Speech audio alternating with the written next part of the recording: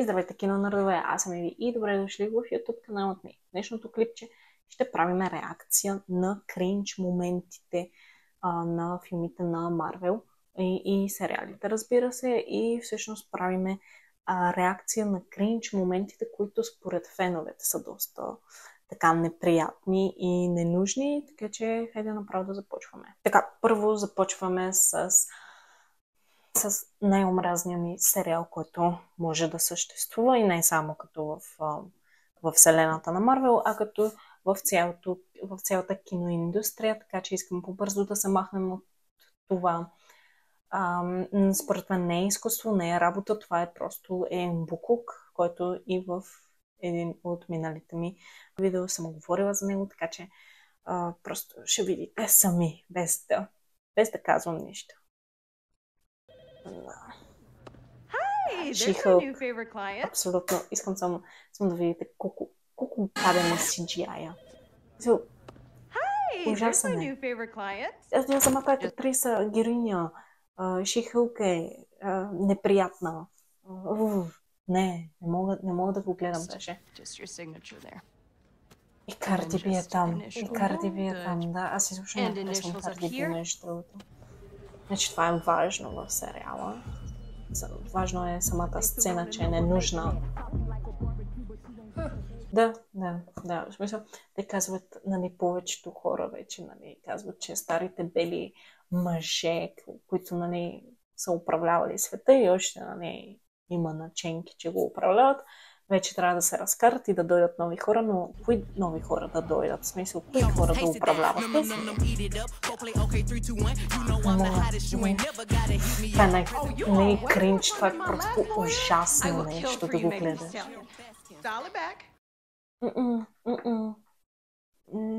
С нищо не допринася. Не е забавно, неприятно е. Просто искам да се махнем, така че хората нормално да са казали, че това е кринж сцена, че е ужасна и че е просто подема на Марвел. Наистина тук, ако трябва да мразя Марвел, това ще бъде със сигурност една от причините. Така, хайде към нещо по-нормално. Следващото нещо, което хората мислят за много кринж, това е връзката между Локи и Силви от сериала Локи, защото Силви е вариант на Локи, друга негова версия от друга вселена, от друга реалност и просто хората им е неприятно, им е кринж, просто Локи да целуне своята женска версия, като цяло едно да се целуне себе си, което аз не разбирам и не знам защо хората им е кринж. Хайде да видим. Виждам, даже много си приличат, като е готино. Много добър този актьор. Том Хидълстън. Да, съжалявам. Знаеш колко мило, седно да говориш на себе си пред огледалото. Как хората мислят, че това е кринж? В смисъл, вие не бихте ли, ако има ваша версия от друга вселена, не бихте ли говорили такива мили думи на вас си и не бихте ли се целунали? Аз бих, така че не мисля, че това е кринж. Това е много нормално. Нормално е за злодей, който е бил като наченки на антигероизъм,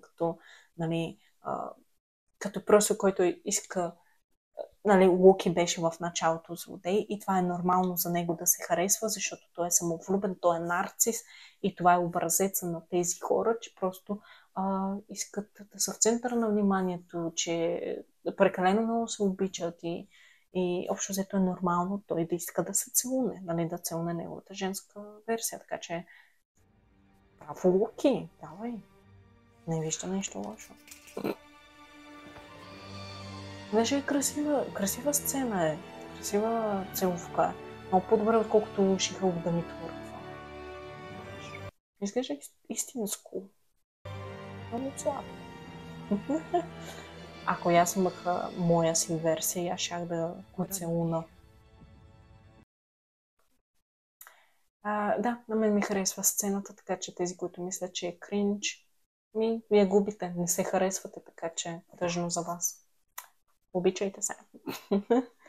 Следващата сцена, която хората мислят за кринж, е връзката между Наташа и Брус Банър в Age of Ultron, което аз наистина съм съгласна с феновете. Изобщо не харесвам самата динамика на връзката, не харесвам естетиката, визуалната подредба, така казвам. В смисъл, не харесвам как писателите, сценаристите са избрали точно Наташа и Брус Банър да бъдат заедно, тъй като Наташа можеше да бъде със всеки един друг герой оттам. Смисъл, буквално по-добре. Аз Марк Ръфъл много го харесвам като актьор, не казвам нищо лошо за него, но просто Black Widow и Хълк не стават. Spends his life avoiding the fight because he knows he'll win. Chicks dig that. So what do you think? Should I Че са сладки. fight this or run with it? Run with it, right? Or did he... Флиртуват. Добре, окей, с флирта няма проблем, нали, се Not a задълбава. damn thing. But never say never. Добре, очевидно е, че се свалят, че флиртуват, но това, което феновете не харесват, е сцената, където Брус пада върху гръдния кош на Наташа, което разбирам, ненужна сцена е. Сега ще я видим.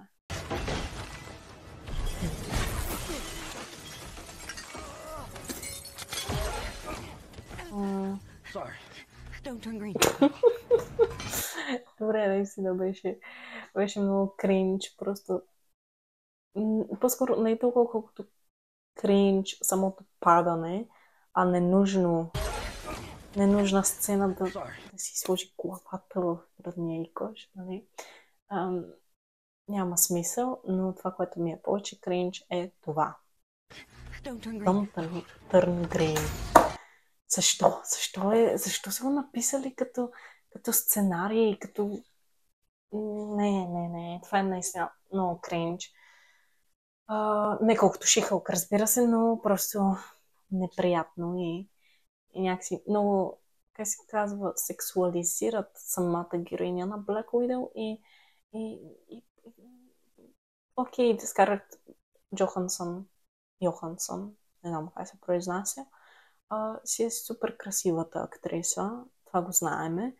Black Widow също много, нали, готина, красива, умела е, нали, в бойните техники, като женски персонаж е супер, но не е нужно да толкова много да показваме, че, нали, красива жена. Ние го виждаме и не е нужно да ни го поднасят под носа, така че това на мен не ми харесва.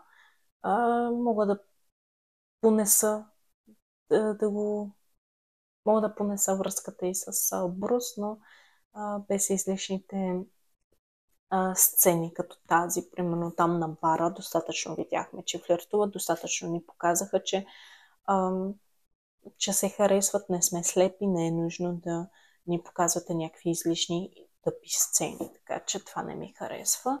Хайде да видим кои са следващите кринч моменти. Така, следващия момент, който хората не харесват, е от Endgame, където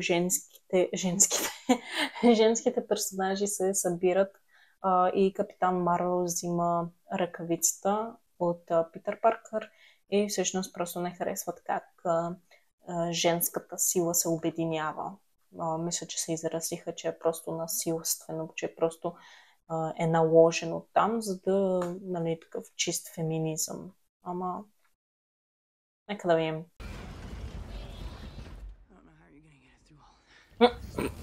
Питър, много. Да, това не им харесва, че просто, нали, само жените дойдоха и казаха спокойно, тя има помощ, което според мен не е лошо. Аз всичките ги харесвам от тук, без, нали, Капитан на Марвел и Пепър Потс, жената на Тони Старк, защото просто не ги харесвам. Гамора е супер. The Wasp също е много готин персонаж. Шури става, Мантис, Скарлет Уич. Единственото, което не харесвам на тази сцена, на женските персонажи, всички персонажи женски ги има, но само Black Widow я няма. Защо? Защото я убиха. Ако не я бяха убили, щеше да бъде там и щяха всички да бъдат щастливи и нямаше да кажат, че е кринч сцената, че има много феминизъм.